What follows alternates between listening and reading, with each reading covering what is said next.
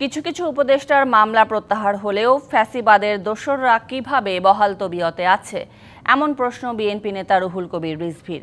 আইনি প্রক্রিয়ায় দ্রুত আওয়ামী লীগকে নিষিদ্ধের দাবিও জানান দলটির নেতারা। সংস্কারকে নির্বাচনের বিকল্প হিসেবে দাঁড় করানো হচ্ছে বলেও অভিযোগ তাদের।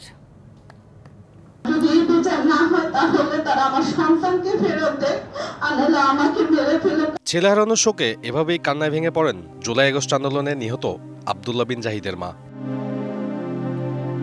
২৪-এর গণঅভ্যুত্থানে ৫ই আগস্ট পুলিশের গুলিতে নিহত হন শহীদ রমিজউদ্দিন কলেজের এই শিক্ষার্থী। যারা আমার ছেলেকে হত্যা করছে তারা যেন কোনোভাবেই এই দেশে আর ব্যাক করতে না পারে, শেখ হাসিনার ফাঁসি আমি চাই।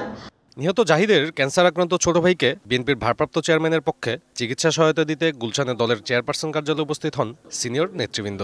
এ সময় বক্তাদের কণ্ঠে দাবি ওঠে জুলাই আগস্টের বর্বরোচিত হত্যাযজ্ঞের পেছনের শক্তি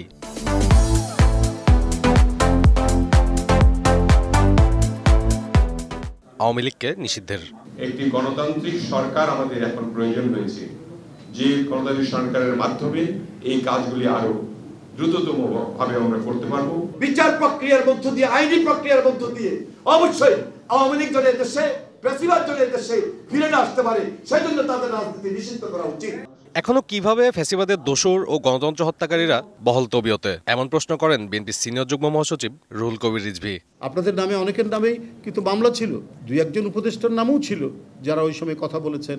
তা আপনাদের মামলাগুলো তো প্রত্যাহার হয়ে গেছে। এখন তো ফ্যাসিবাদ নেই, এখন তো আদালতে কেউ হস্তক্ষেপ করে না, যাদের কারণে আজ 15 বছর 16 বছর শেখ হাসিনার মতো একজন রক্ত পিপাসু, যে ছোট বাচ্চাদের গুলি করে হত্যা করতে দ্বিধা করেননি, তাকে যারা সহায়তা করেছে তারা আজকে ধরাছোঁয়ার বাইরে। এটা হতে পারে না। সংস্কারকে নির্বাচনের বিকল্প হিসেবে দাঁড় করানো হচ্ছে বলেও অভিযোগ করেন তিনি। সংস্কার কি থাই পাহাড়ের মতো একটা স্থায়ী ব্যাপার যে এটা একবার হয়ে গেলে সব মিলে কথা বলে এটার পরিবর্তন করা যাবে না? সাব্বির রোজ, ডিবিসি নিউজ, ঢাকা।